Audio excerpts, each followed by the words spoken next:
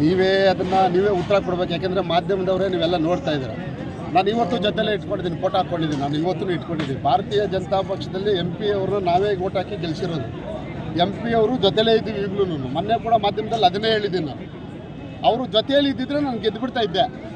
ಅದು ಅವರೇ ತಿಳ್ಕೊಬೇಕು. ಪ್ರಾಮಾಣಿಕವಾಗಿ ಮನಸ್ಫೂರ್ತಿಯಾಗಿ ಮನಸ್ಸಾಕ್ಷಿಗೆ ಅವರು ದೇವ್ರನ್ನ ನಂಬ್ತಾರೆ. ಅವರು ನಾನು ದೇವ್ರನ್ನ ನಂಬೋನೆ. ಜೊತೆಯಲ್ಲಿ ಯಾವ ರೀತಿ ಇದ್ದರು, ಯಾವ ರೀತಿ ಕೆಲಸ ಮಾಡಿದ್ರು ಅನ್ನೋದು ಎಲ್ರಿಗೂ ಗೊತ್ತು. ಈಗಲೂ ನಾನು ಹೇಳಿದ್ದೀನಿ, ಲಾಸ್ಟಲ್ಲಿ ಒಂದು ಮಾತು ಹೇಳಿದ್ದೀನಿ. ಏನು ಹೇಳಿ, ಈಗಲಾದರೂ ಬಿಟ್ಟು ಬಿಡೋಣ. ಇದು ಪಕ್ಷ ಗೆಲ್ಲಬೇಕು, ಕಾರ್ಯಕರ್ತರು ಸಫರ್ ಆಗೋದು ಬೇಡ. ಒಬ್ಬರ ಕಾಲ ಒಬ್ಬರಿಗೆ ಹೇಳಿದರೆ ಅದು ನಿಮಗೂ ಅವ್ರಿಗೂ ತೊಂದರೆ, ನನಗೂ ತೊಂದರೆ. ನನ್ನೂ ಸೋಲಿಸಿದ್ರು ಅವರು ಸೋತರು. ನಾನು ಅವತ್ತೇ ಹೇಳಿದ್ದೀನಿ. ಇಷ್ಟೇ ಆಗಿದ್ದು. ಜನ ಇವತ್ತು ಅಲ್ಲಿಗೂ ಒಂದು ಅವಕಾಶ ಅವರು ಕೊಟ್ಟಿದ್ದಾರೆ. MP ಆಗಿ ಕೇಂದ್ರದಲ್ಲಿ ನರೇಂದ್ರ ಮೋದಿ ಅವರು ಪ್ರಧಾನಮಂತ್ರಿ ಆಗಬೇಕು ಅಂತ ಅವ್ರು ಕೊಟ್ಟಿದ್ದಾರೆ.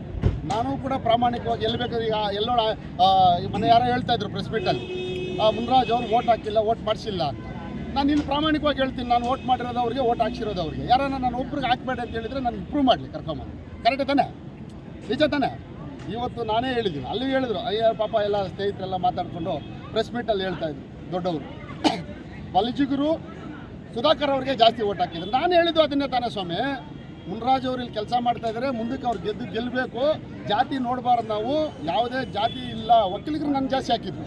ನಾನು ಹೇಳ್ತಾ ಇದ್ದೀನಿ, ಇಡೀ ಚೇಳೂರು ತಾಲೂಕಲ್ಲಿ ಅತಿ ಹೆಚ್ಚು ಒಕ್ಕಲಿಗರ್ತಕ್ಕಂಥ ತಾಲೂಕಲ್ಲಿ ನನಗೆ ಅತಿ ಹೆಚ್ಚು ಮತ ಕೊಟ್ಟಿದ್ದಾರೆ. ಯಾಕೆ ಕೊಟ್ಟರೆ ಹೇಳಿ? ಒಬ್ಬ ಪ್ರಾಮಾಣಿಕ ವ್ಯಕ್ತಿ ಗೆಲ್ಲಬೇಕು ಅಂತ. ಅದೇ ಸುಧಾಕರ್ ಅವ್ರಿಗೂ ಬಲಜಿಗರು ಓಟ್ ಕೊಟ್ಟರು. ಯಾಕೆ ಕೊಟ್ಟರೆ ಹೇಳಿ?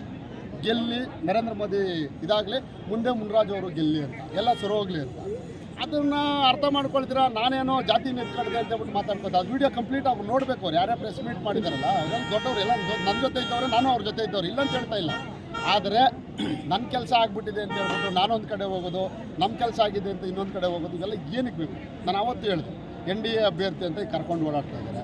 ನಾನು 9 ವರ್ಷದ ಹಿಂದೆನೇ NDAನ ಕಟ್ಕೊಂಡಿರ್ತಕ್ಕಂಥದ್ದು. ಅರ್ಥ ಆಯ್ತಾ ನಿಮಗೆ? ನಂದು ತೆಗಿರಿ ಫೇಸ್ಬುಕ್ಕಲ್ಲಿ ಈಗಲೂ ಬರ್ತವೆ.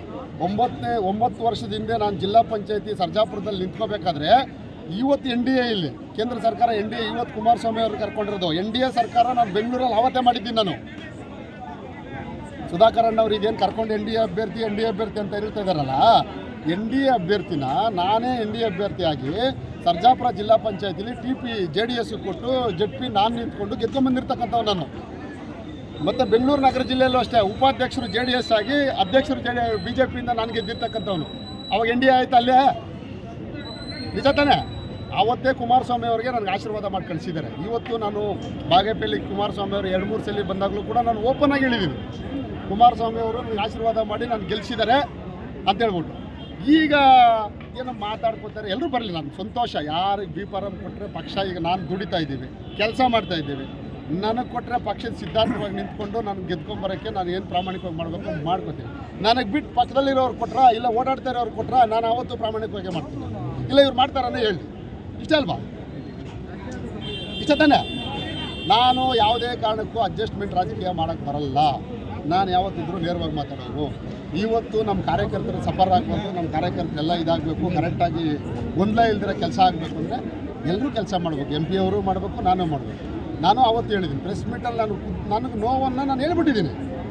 ಮನೇಲಿ ಕೂತ್ಕೊಂಡು ಹೇಳಿದ್ದೀನಿ ಅಂತ ಅವತ್ತು ಹೇಳಿದ್ದೀನಿ, ಇವತ್ತು ಹೇಳ್ತಾ ಇದ್ದೀನಿ. ಈಗ ಮನೆ ನೀವೇ ಯಾರೋ ಕೇಳ್ತಾ ಇದ್ದೀರಿ, ಮುನ್ರಾಜ್ ಅವರು ಈ ಥರ ನಿಮ್ಮ, ಹೌದು ನಾನು ನಿಜ ಹೇಳಿದ್ದೀನಿ, ಅವರೇ ಅರ್ಥ ಮಾಡ್ಕೊಳ್ಳಿ. ಏನಾರು ಆಯ್ತು ಅಂತ ನಾನು ಓಪನಾಗಿ ಹೇಳಿದ್ದೀನಿ ತಾನೆ. ಈಗಲಾದರೂ ಸರಿ ಮಾಡ್ಕೊಬೇಕು.